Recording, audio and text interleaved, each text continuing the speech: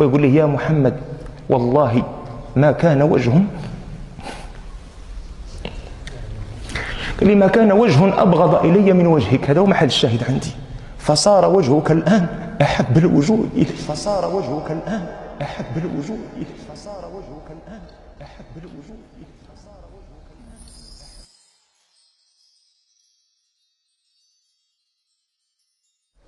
أنا كنت مولف كنحنزز ونبقى جالس ونبقى تابع الدريات وكذا إلى آخره، وملي ندخل المواقع الإباحية نتفرج وداك الشيء راه كيعجبني، نكذب عليك كنتلذذ به إلى آخره.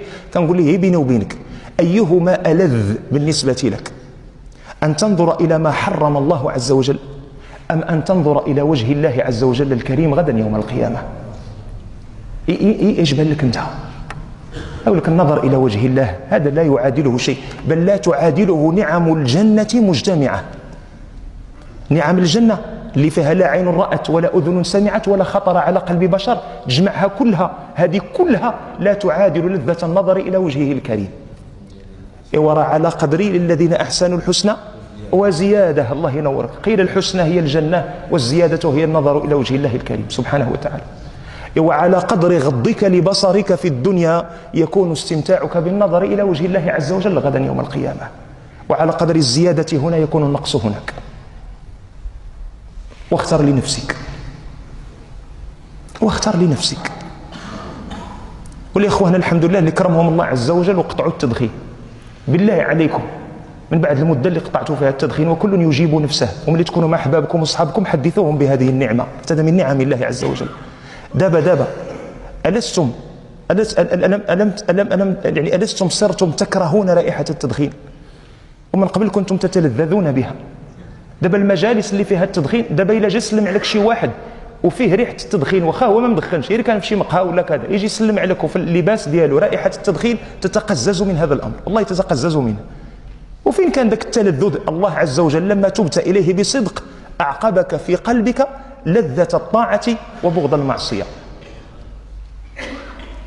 قال الله سبحانه وتعالى في الحجرات: حبب إليكم الإيمان الذين آمنوا إن جاءكم فاسق بنبأ فتبينوا أن تصيبوا قوما بجهالة فتصبحوا على ما فعلتم نادمين. سيد واعلموا أن فيكم رسول الله لو يطيعكم في كثير من الأمر لعنتم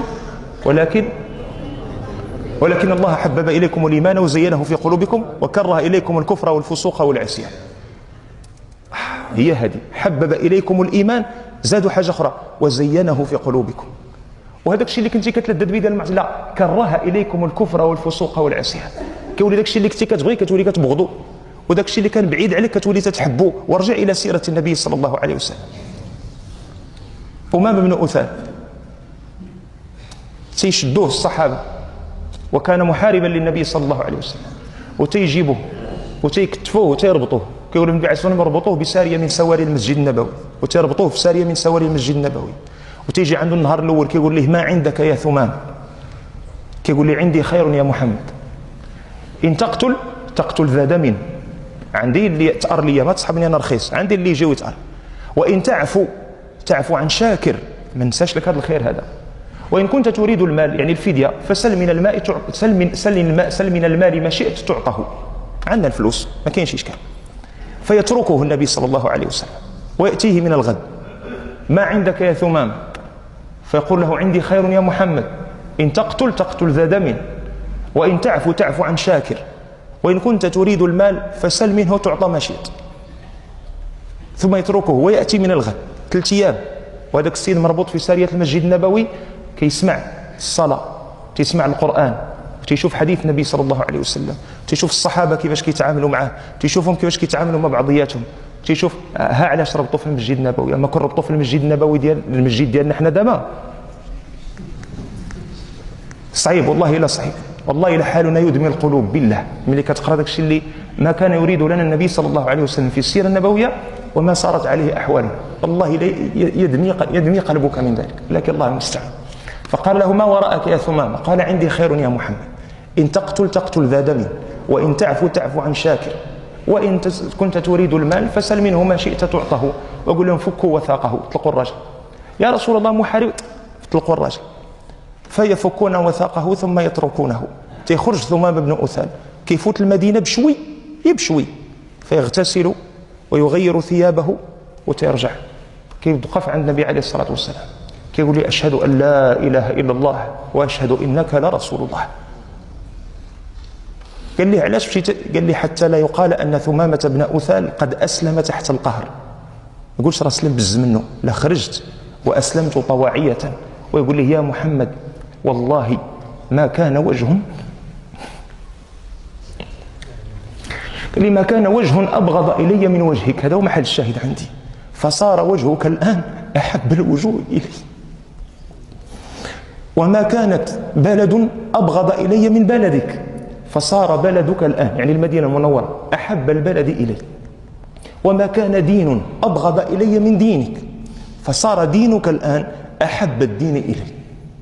والله لا يذوقون تمرة يعني حبة من حب الحنطة، هو اللي كان يعني الممول الرسمي إن صح التعبير ديال قريش فيما يتعلق بالقمح، لا ينالون حبة من الحنطة حتى تأذن فيها يا رسول الله. قطع عليهم الحنطة حتى كانت كادت قريش تصيبها مجاعة. هذا رأي الله سلم عنده 640 ساعة، وانظر إلى موقفه في نصرة الدين. علاش؟ حتى تلك المعصية اللي كان فيها ديال الكفر أعقبها الله عز وجل في قلبه حلاوة للطاعة. ها صدق التوبة، هو هذا صدق التوبة. أما أنك تتوب ولا زال في قلبك حنين إلى المعصية، باقي التوبة ما تحكاتش، باقي الصدق في التوبة ما وصلش، ما عمرش مزيان، باقي خصها شي شوية الخدمة. قضية الندم هذه إن صح التعبير هي الركن الأساس في التوبة. علاش؟ حيث الندم ليس حركات للجوارح، الندم حركة للقلب. الندم هو انكسار للقلب في محراب الطاعة بين يدي الله عز وجل. شي كيف كتوقف انت وكتهبط كلك، تخر كما يخر السقف من علو، تخر بين يدي الله ساجدا في جوارحك. القلب هو عنده واحد الحركة ديال السجود، هي هذاك الانكسار بين يدي الله بالندم. كان الفضيل بن عياض، وانظر إلى الصالحين، رفعهم الندم ماشي إلى حالة الندم على المعصية، بل إلى الاستحياء من نظر الله عز وجل وهم على طاعة. كيقول لك ما عبدناه كما ينبغي لجلال وجهه ولعظيم سلطانه. كل النعم التي نتقلب فيها إنما هي من الله، فإن أردنا شكره فوفقنا لشكره رأينا أن شكرنا لله إنما هو نعمة من الله تستوجب شكرا، فمتى نشكر الله؟ الفضيل بن عياض رحمه الله وهو في موقف الحج يوم عرفة، ومعلوم عندنا جميعا أن الله عز وجل يعني يثيب أهل عرفة جميعا بالمغفرة. يا ملائكتي انظروا إلى عبادي قد أتوني شعثا غبرا، أشهدكم يا ملائكتي أني قد غفرت لهم. وما رؤي الشيطان أدحر ولا أحقر منه يوم عرفة من الرحمات التي تتنزل من الله عز وجل على عباده في الأرض. ومع ذلك وهو يدعو يدعو يدعو يدعو، لما رأى الناس يدفعون من عرفة إلى مزدلفة عند مغيب الشمس جعل يصرخ وينادي: وسوءتاه منك وإن عفوت، وسوءتاه منك وإن عفوت، يعني حتى ولو عفوت بأي وجه يقابلك، حتى وإن عفوت بأي وجه نقابلك. ولله المثل الأعلى.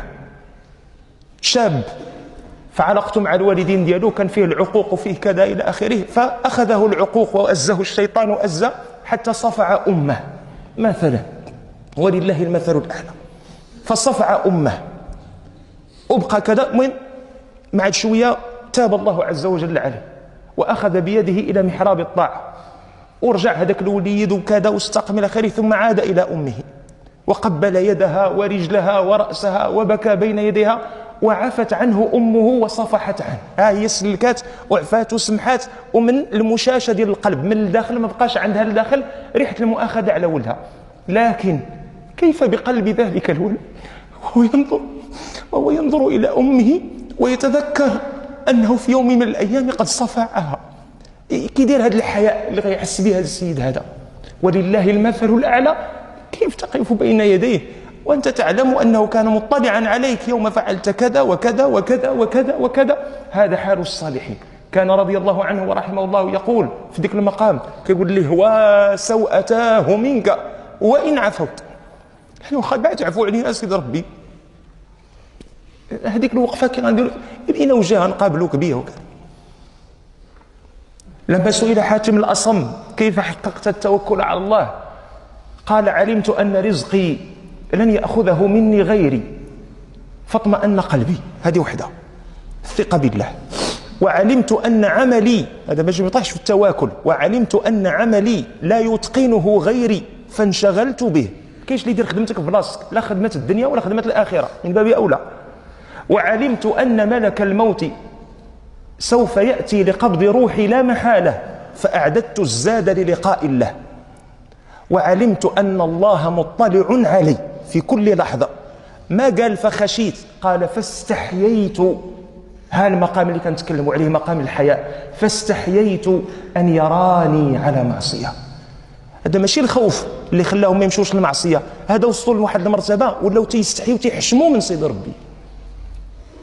سيدنا أبو بكر كيقول لك والله مذ أسلمت ما خرجت لقضاء حاجتي إلا وأنا مقنع رأسي حياء من الله. والله عز وجل هو مطلع على مخ عظمك، ولكنه مقام الحياء، وهذا المقام الحياء لا يبلغه إلا الصالحون. الله يجعلنا وإياكم منهم.